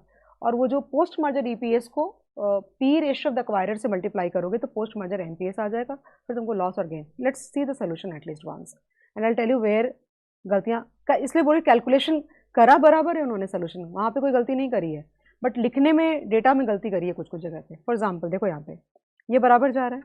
ओके, 15 लाख इंटू 5 75 लाख होना चाहिए, तो ये बराबर है तुम्हारा, this is correct. Okay, now 5 4 20 lakh cost of goods sold आया Y का, ये भी करेक्ट है। और यहाँ पे 20% लिखा है, कॉक्स 80%, यही बराबर है। तो 75 लाख डिवाइड बाई 80 करा है और ये तुम्हारी सेल्स की वैल्यू आई है। बट यहाँ 75 लाख नहीं आएगा ना, ये 75 लाख नहीं आएगा ना गाइस, ये वाला, ये 75 लाख कैसे आएगा तुम्हारा? This is wrong. बेसिकली यहाँ पे 20 लाख आना चाहिए ना, इसका Y का कॉस्ट ऑफ गुड्स सोल्ड तो 20 लाख है, तो 20 लाख डिवाइडेड बाई 80 करोगे ना, ओके, और इनटू 100 करोगे तो 25 लाख। This is correct. तो यहाँ पे this should be ideally 20 lakh. ठीक है, ये ठीक करना है तुमको। तो जस्ट चेकआउट ऐसे वाले मिस्टेक करें इन्होंने, बट हम कंफ्यूज हो जाते हैं ना फिर। तो सेल्स की वैल्यू ये बराबर है 93,75,000, ये बराबर है, ये भी बराबर है। उसका परसेंटेज इन्होंने दे रखा है यहाँ पे, वहाँ पे वॉट एवर परसेंटेज वो चेक कर लेना। तो ये अब मुझे वापस जाना पड़ेगा, ठीक है। तो ये EBIT कैलकुलेट करा है, फिर इंटरेस्ट फॉर्मेट बिल्कुल सही है, कोई दिक्कत नहीं है इसके अंदर में। तो मैं कैलकुलेट नहीं कर रही हूँ, जो what ever they have calculated उनके बेसिस पे ही चल रही हूँ। तो पैट आया 834 एंड ये उसका पैट ऑफ वाई है एंड नंबर ऑफ शेयर्स है। तो when you divide this you will get a EPS of 8.34 and EPS of 4.74। That means अगर exchange ratio based on EPS होगा तो 4.74 बाई 8.34 कैलकुलेट होगा। देन मार्केट कैप को number of share से divide करके MPS दोनों का निकाला है, और 150/75 करोगे तो exchange ratio based on MPS calculate हो जाएगा। P रेशियो दोनों का कैलकुलेट किया, बट हमें 31.65 तो लगेगा नहीं, 8.99 की जरूरत पड़ेगी। Okay, now swap ratio calculate करा है उन्होंने। एक देखो, एक जगह गलती और करी है शायद से, आई फील, हाँ यहाँ पे ना देखो ध्यान से, यहाँ पे EPS कितना है होना चाहिए इसका, सॉरी, हाँ 0.34 लिखा है। 0.34 कैसे होगा, can you see this, it is 8.34 ना, it is 8.34 like that. Okay, so they have calculated 4.74 by 8.34 and 150/75, okay, which is correct. ये बराबर कैलकुलेशन करिए, 0.227 आता है, करके देखिए क्या, 4.74 डिवाइड बाई 8.34 इंटू 0.4 दे दो 0.227, ये करेक्ट है तुम्हारा।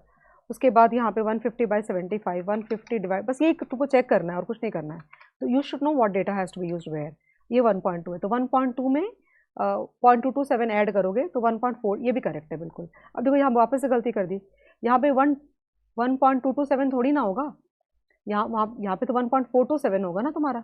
आई hope you get the point. Okay, so 834,750 plus 284,200 divide by 1,00,000 plus 60,000 into 1.427 होगा। तो ये मैंने कैलकुलेट करके रखा है 6 ये आंसर देखो बराबर है 6.03, बट 1.227 वहाँ नहीं होगा, you will get confused. Okay, then post merger market price again 6.03 into 8.99 is the P ratio, ये भी बिल्कुल बराबर निकाला है। अब यहाँ वापस से कैलकुलेशन में गलती करी है, तो प्री मर्जर 8.34 एंड 4.74 बराबर लिया है, बट यहाँ पे 6.99 कहाँ से आ गया, ये तो 6.03 होना चाहिए ना, और ये 6.03 इंटू 1.427 होना चाहिए, अकॉर्डिंगली गेन लॉस। तो just this part is like I feel that there are a lot of typing errors here in the question. Rest everything is fine. Just check out on that part and just make the solution correct. Okay. Now the next question. अगला question हम कर रहे हैं। अगला question है ये वाला सम, ये क्लास में बहुत अच्छे से कराया हुआ सम है, बट फिर भी मिस्टर एक्स ओन्स पोर्टफोलियो का sum, it's a very nice and important question. इस कैटेगरी में हमने बहुत सारे सम्स करे हैं। फैक्टर 1 सेंसिटिविटी दिया हुआ है तुमको, ओके, एंड सिक्योरिटी ए है, security Y and risk free securities दे है। फैक्टर 2 सेंसिटिविटी दे रखी है, एक्सपेक्टेड रिटर्न दोनों का तीनों का दे रखा है basically. It is assume that security returns are generated by 2 factor model, arbitrage pricing theorem multi factor model का सम है ये। It has Mr. X has 1 lakh to invest and sell short 50,000 of security B and purchase 1,50,000 of security A। तो basically क्या हो रहा है यहाँ पता है तुम्हें कि 1 लाख खुद का है और 50,000 का सिक्योरिटी बी को शॉर्ट सेल किया, तो तुम्हारे 50,000 और आ गए, तो 1,50,000 तुमने ए में डाला, तो बेसिकली वेट ए का हो गया 1.5, तो बेसिकली 1.5 वेट हो गया ए का और -0.5 वेट हो गया बी का, तो दोनों को टोटल करोगे तो अगेन वेट का टोटल 1 आ जाएगा। कुछ भी कर लो, वेट का टोटल 1 ही आना चाहिए। ओके, तो ये तो basically they are asking to calculate what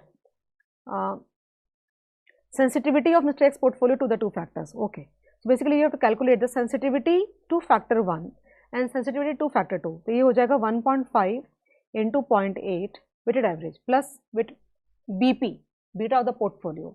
Beta is also sensitivity. The sensitivity of the portfolio will be nothing but the weights multiplied with the sensitivity of the individual stocks, and minus 0.5, okay, the whole into, ये मैंने 1 point ये बराबर लिया into 1.5 and ये answer निकलेगा तुम्हारा whatever, and this is for factor 1 F1 के लिए। ये F2 के लिए similarly this will be 1.5 into 0.6 plus minus, because इसका weight, because 1.5 and minus 0.5 will make it to 1 into 1.2, whatever you get the answer, वो तुम्हारा answer निकल गया। ठीक है, फिर सेकेंड पार्ट में आगे जाएंगे सोल्यूशन पे, 2 मिनट दे दो मेरे को। Then mister X borrows 1 lakh at risk free rate, तो ये ऐसे होता है तुम्हारा कि mister X borrows risk free rate of 1 lakh and invest the amount ही बोरोज। अब देखो इसका वेट कितना है, इसके पोर्टफोलियो में वेट कितना है, portfolio, okay, X and Y का, तो वेट कितना है +1 ए पार्ट में, ओके, फर्स्ट पार्ट में, minus if it is the same. तो अगर तुम इसको कैंसिल करोगे ना, हाँ, अगर तुम इसको कैंसिल करोगे, रिड्यूस करोगे ना, तो ये हो जाएगा -1 एंड +3, करेक्ट ना? I didn't do anything. 5 3 15 होता है, तो -1 इज टू +3। दैट मीन्स, अब देखो यहाँ पे एक लाइन आएगी तुम्हारे, if mister X borrows 1 lakh at risk free rate, okay, and invest the amount in, he borrows along with the original amount of 1 lakh in security A and B in the same proportion as described in part 1। वो क्या कह रहे हैं कि तुमने part 1 में जो weight maintain करा था काइंड ऑफ इसके बीच में, ओके, जो वेट तुमने मेंटेन करा था ना ऊपर, वही वेट अगर तुम मेंटेन करते हो, तो क्या लिखा है, if mister X borrows 1 lakh at risk free rate and invest the amount he borrows along with the original amount of 1 lakh in security A and B in the same proportion described 1, what is the sensitivity of the portfolio to the two factors? So basically what you have to do कि ये तुमको part 1 में तुम्हारा क्या था कि जितने का तुमने B को बेचा उसका 3 टाइम्स तुमने A में इन्वेस्ट किया, ओके। बट यहाँ पे चीज़ें बदल गई है, वहाँ पे RF नहीं था, तो यहाँ पे हम क्या करेंगे कि ये समझो कि A है, ओके, B है और RF है। तो तुमने पैसे बोरो किए, यहाँ पे 1 लाख रुपए बोरो किए, यहाँ पे 1 लाख का B शॉर्ट सेल किया, और यहाँ पे 1 लाख तुम्हारे पास खुद के थे, और तुमने +3 यहाँ पे इन्वेस्ट किया, यानी कि सब मिला करके तुमने 3 लाख रुपए ए में इन्वेस्ट किए। तुम्हें 3 लाख लाए कहाँ से? तुम्हारे पास तो सिर्फ खुद के 1 लाख थे, तो 1 लाख तुम्हारा खुद का था, 1 लाख तुमने बाहर से लोन बोरो किया, और 1 लाख का तुमने बी को शॉर्ट सेल किया, वहां से तुम्हारे पास 3 लाख आए। तो दे आर सेइंग कि maintain the same ratio between A and B as you did in part 1, but in this question the format is changing ना, because RF has been introduced, तो that is how you to develop the format. Now we got the weights, so +3, अब कैसे develop होगा, +3 into 0.8, okay, plus -1 into 0.5 plus -1 into 0, ऐसे करके calculation चलेगी। यहाँ पे आ जाओ, देखो यहाँ पे करा है, यहाँ पे कैन यू सी दिस, यहाँ पे 1.5 लिया है, ओके, और ये कैलकुलेट करके ये आया तुम्हारा, बी का कैलकुलेट करा है इसी तरह से, और माइनस सी, और ये बात ध्यान रखना है, +1.5 and -0.5 will make it to 1। Similarly in the second part +3, okay, -1 will give you again the answer of 1, वो चीज़ ब्रेक नहीं होनी चाहिए।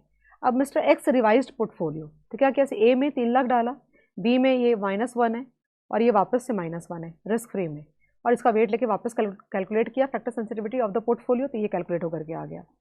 अब सब में क्या बोला है पता है तुम्हें, क्वेश्चन पढ़ना चाहिए तुम्हें जरूर, it's a very nice question.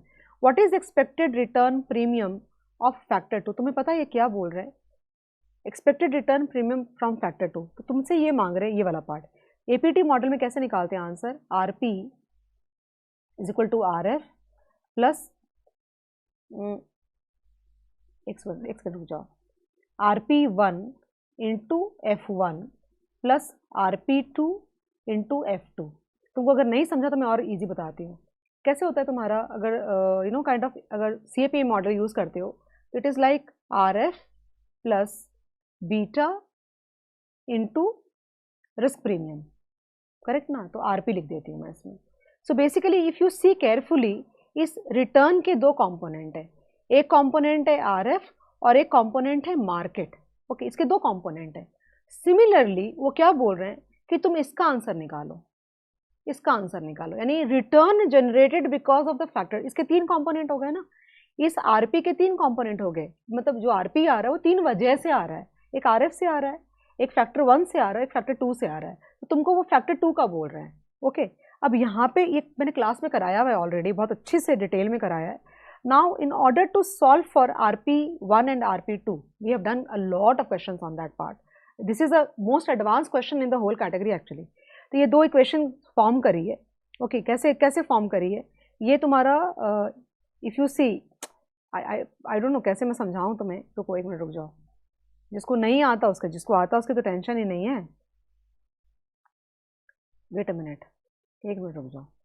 अब देखो ये वाला पार्ट, मुझे ये पार्ट हटाने दो, मैं लेके ये वाला पार्ट आगे वहाँ चलती हूँ, तो मुझे समझाने में ईजी पड़ेगा। वेट अ मिनट, गिव मी,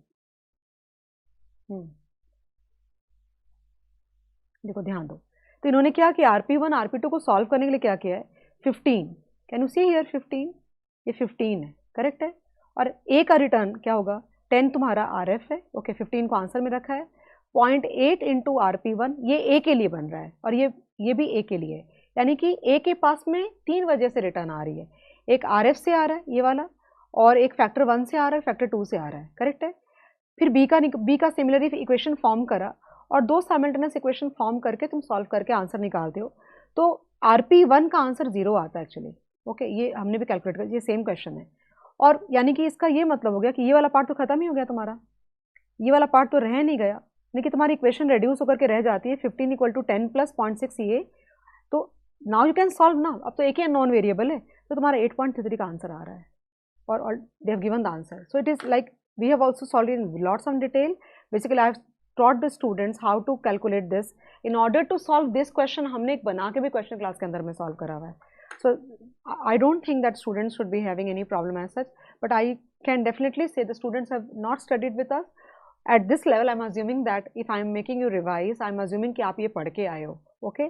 अगर फिर भी अगर आपको नहीं आती है ये आता है ये वाला क्वेश्चन, तो मुझे ये याद नहीं कि मैंने यूट्यूब पे क्वेश्चन डाला है कि नहीं डाला है, लेकिन अगर if you request and tell us कि मैम ये क्वेश्चन आप बताओ, हमें समझाओ, तो इधर मैं लाइव में जाके आपको पढ़ा सकती हूँ, या फिर मैं जो रिकॉर्डेड है उसका यूट्यूब पे वीडियो डाल सकती हूँ, but you need to comment for that, and before commenting I think you must subscribe to our channel. चलो आगे बढ़ रही हूँ। We are done with this question again. Okay, this question I have written here, 6 का last question का चल रहा है ये MTP का। रेफर क्वेश्चन नंबर 4 RTP सितंबर 2025। तो सबसे पहले तुम्हारा यही वीडियो गया होगा तुम्हारे मेरे चैनल के ऊपर में, तो उसमें सिखाया है ये वाला क्वेश्चन नंबर, क्यों दोबारा कराऊं, और वो भी सितंबर 25 का ही अभी तो चल रहा है सारा।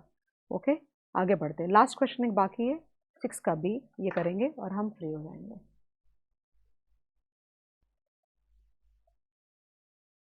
Okay, I've seen this question after a long time, that's why I'm smiling actually.